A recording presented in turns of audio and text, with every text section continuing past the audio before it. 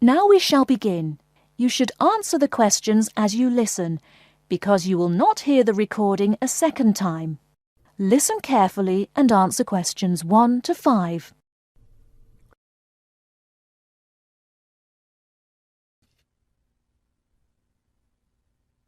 Good evening, everyone. As you know, this is our last meeting before we set off on our annual week-long hiking trip. So tonight I'll be telling you everything you'll need to know to be ready for the trip. Let's talk about equipment first. Having the right equipment is essential for your comfort and safety. First, you'll need a warm and comfortable sleeping bag. However, you won't need to worry about carrying a tent, since we'll be sleeping in shelters along the way. Also, part of the fee you've paid for the trip goes toward food, so you won't need to put that on your packing list either. We found, though, that it's more efficient for each person to bring his or her own dishes, so be sure to pack a plastic bowl, a cup, and a fork, knife, and spoon. That's all you'll need in the way of dishes. Perhaps the most important item to put on your list is a comfortable pair of hiking boots. Nothing ruins a hike more than getting blisters and sores from ill-fitting boots. So make sure your boots fit you right. Shoes and sneakers aren't adequate for the type of hiking we'll be doing. Of course, a backpack is necessary for carrying your equipment. Make sure you have one that's lightweight and comfortable to carry. Walking poles have become popular among hikers recently, but we don't recommend them. They can get in the way when too many hikers are using them at once, and some serious injuries have been caused. So it's best to leave those at home. Let's see. What else? Oh, yes, some people have asked me about trail maps. They're available, but you really don't need them, as your hike leaders have scouted out the trail and will be guiding you along the way. And don't forget to bring a warm jacket. You may think you won't need one in this warm summer weather, but remember that evenings in the mountains can get quite cold. Is there anything else I need to tell you? Oh, yes, your guides will each be carrying a first aid kit, so that's one less thing for you to pack yourself. Remember, you'll be carrying your backpack all day, so keep your load light and don't overpack.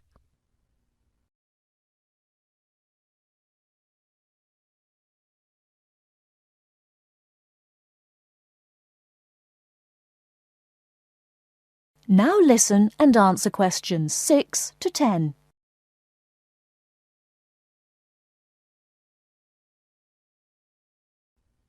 I know you're all experienced hikers, but it's always worth repeating the rules of the trail since they're so important. These rules are in place for the safety of everyone on the trip. As you know, there'll be a hike leader walking at the head of the line who will show the group the way. At the end of the line will be the rear leader, or sweep. It's important to always stay ahead of this person while we're on the trail. There are several different trails on the mountain where we'll be hiking, and they cross each other at some points. When you come to any intersection of trails, stop and wait for the rest of the group to catch up. This way we can be sure that no one goes off on the wrong trail. Let me emphasize here how important it is to stay on the trail. We'll be climbing through some steep and rocky areas. Don't be tempted to go off on your own and try to climb some rocks. That can be quite dangerous. Also, it's not likely, but it is possible that we'll encounter some large wild animals along the way. The last thing you want to do is try to feed any of them. That will just encourage them to follow us, which could lead to some dangerous situations. One last thing before we set off hiking each morning, be sure to fill up your water bottle. This is perhaps the most important safety rule. Dehydration can be a serious problem when you're out in the wilderness, so you must always be sure to carry an adequate supply of water with you. I think that covers just about everything. Are there any questions?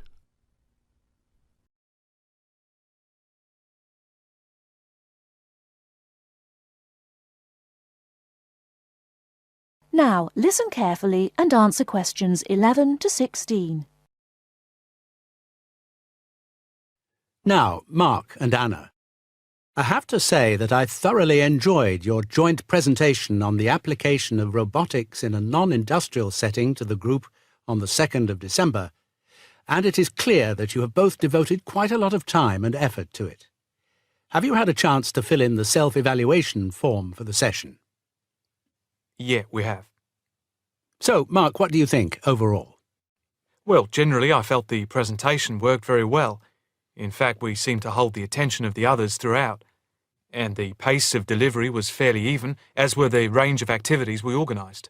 I agree with Mark, but I'm not sure we were comprehensive or academic enough. No comment, really, except that I don't think there was any question of it not being thorough. I think we were a bit too chatty and too jokey at times, rather than formal. OK, what do you think were the best areas, and which do you think can be improved on? Well, everything could have been improved on. I felt very good about the handouts. We'd spent a lot of time putting them together. They had a very professional appearance as we bound them into a booklet. To me, the handouts were the best part, as we had a very extensive bibliography and the booklet seemed to go down well. The booklet you did for the handouts certainly showed you had done a lot of work. But I think that you put too much material into it, and people got distracted by it. Perhaps you could have cut the handouts by about a third. I see. When I come to think about it, maybe you're right. OK. But there were times in the middle of the presentation where things did go a bit astray. I think that was my fault when I got the PowerPoint slides out of sequence and I had difficulty getting back on track. I also think we rated our technical ability too highly, especially when operating under pressure. I had never done a presentation with technical equipment before, so it was a steep learning curve for me in particular. Yes, I think you could have done with a bit more practice with the equipment beforehand.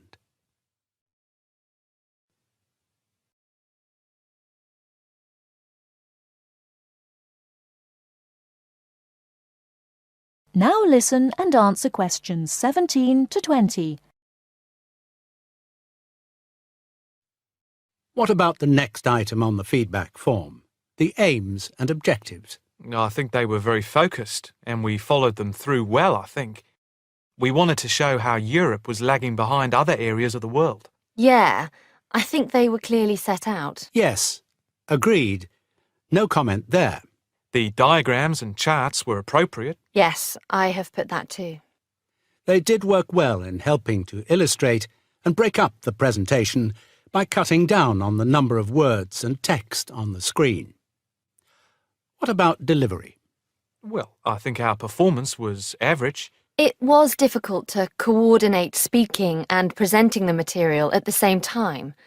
I was quite self-conscious of what I was doing. It was down to a lack of experience. Unfortunately, both of you had the habit of standing in front of the projector, so you kept blocking the image on the screen. To me, this is the area that requires the most improvement. The section on the predictions of the commercial application in the future, I think, appeared a bit haphazard. To me, it was a weak point of the presentation. And I think that some of the slides could have had fewer words. And we could have done some fancy graphics with the words. If you had to give yourselves a mark overall, how much would you give out of 10? 6, maybe?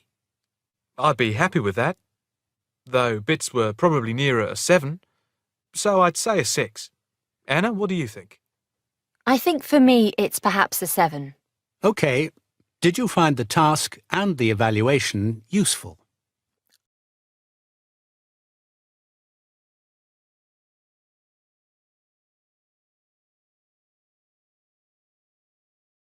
Now listen carefully and answer questions 21 to 26. Good morning, everyone. Well, I think we can start straight away by getting Rose and Mike to do their presentation. Would you like to start, Rose? Yes, well, we've done a survey on local entertainment. Basically, we tried to find out how students feel about the entertainment in the town and how much they use it. Yes, so we've called our project Out and About. Yes, that's a good title, Out and About. We wanted to find out how well students use the entertainment facilities in town, whether they go to see the latest plays, films, that kind of thing. Now we have our own facilities on campus, of course. Yes, we deliberately omitted those as we really wanted to examine outside entertainment in the town. Actually, there were a lot of areas to choose from, but in the end we limited ourselves to looking at 3 general categories: cinema, theatre and music. Right. Okay, well, first of all, cinema. In the town there are 3 main places where you can see films. There's the new multi-screen complex cinema, the Old Park cinema, and the late-night Odeon. So if you look at this chart, in terms of audience size, the multi-screen complex accounts for 75% of all cinema seats. The Park cinema accounts for 20% of seats, and the late-night Odeon has just 5% of seats. As you probably know, the complex and the park show all the latest films, while the late-night Odeon cinema tends to show cult films. So when we interviewed the students, we thought the complex would be the most popular choice, but surprisingly it was the late-night Odeon. Yeah, and most students said that if they wanted to see a new film, they waited for it to show at the Old Park, because the complex is more expensive and further out of town, so you have to pay more to get there as well. Yes, and that adds to the cost, of course, and detracts the popularity, evidently. Well, next we looked at theatres. The results here were interesting because, as you know, there's a theatre on campus which is popular, but there's also the Stage Theatre in town, which is very old and architecturally beautiful, and there's the large modern theatre, the Ashtop, has recently been built. So you just looked at the 2 theatres in town? Yes. What was interesting is that there are periods during the year when students seem to go to the theatre and periods when they go to the cinema, and we really think that's to do with budget. If you look at this graph, you can see that there's a peak around November and December when they go to the theatre more, and then a period in April and May when neither is particularly popular, and the theatre viewing seems to fall off virtually, while the cinema becomes quite popular in June and July.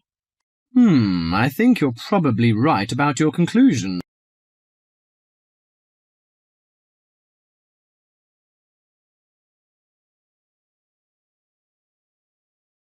Now listen and answer questions 27 to 30.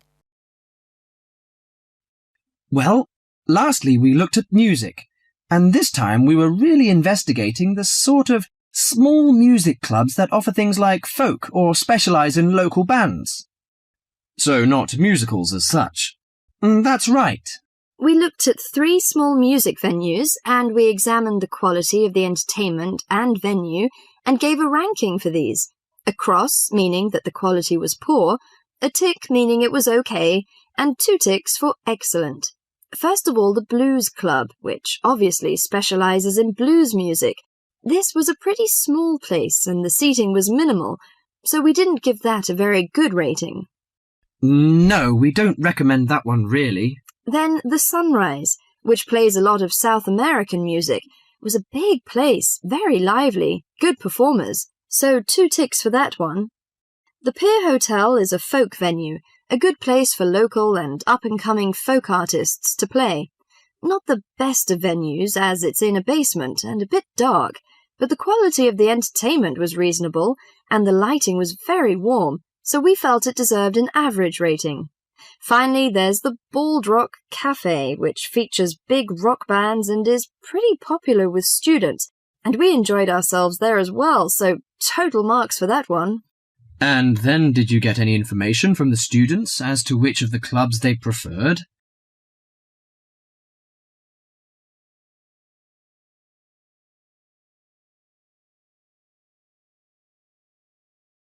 Now listen carefully and answer questions 31 to 40. Good afternoon. I'm Jenny Ironbridge, and today I'm going to be continuing my series of talks on information technology by looking at an innovative information source available on the internet. I'm sure you're all familiar with the strengths and weaknesses of the popular search engines like Google or Yahoo. Sometimes you can find what you're looking for instantly. At other times, searching for something which may or may not exist can be a frustrating and time-consuming experience. So, where can you go to get the information you want? The information source I want to talk about is called Wikipedia. As its name suggests, it's a form of encyclopedia. It's already the largest information source in history, both in terms of its breadth and its depth. But what makes Wikipedia really unique is that it's a democratic project. The content is completely free to access, and it's written entirely by unpaid volunteers. Changes and additions are being made all the time to articles which exist already, but it's also possible to contribute whole new articles. And basically, anyone can contribute, once they've grasped the basics of editing the pages.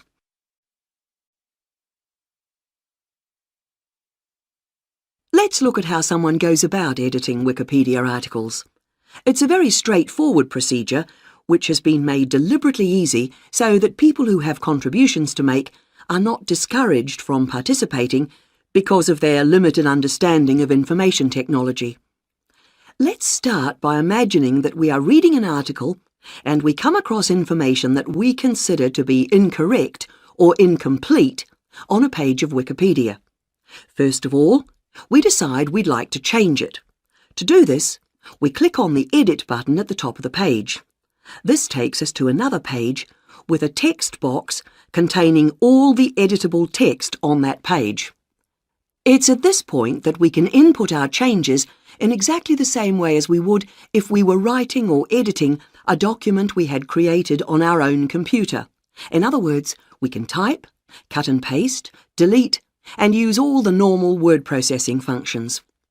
When this has been done, and we've finished editing, we are then asked to summarise the changes we've made. This doesn't go into the main text box, but into a separate area below it. That's the main part of the process over with, but we need to make sure that the changes we've made are going to appear as we want them. A last check, if you like. In order to do this, we select the Preview option. If we're still not satisfied, we have the option of returning to the Edit stage and working through the same procedure again. Finally, if we're satisfied with the result, we simply click on Save, and our changes will take immediate effect.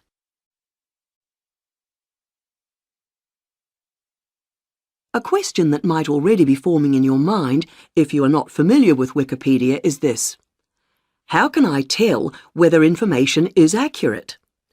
This particular point has led to criticism from some people, especially academics and professionals. The short answer is that you can't tell.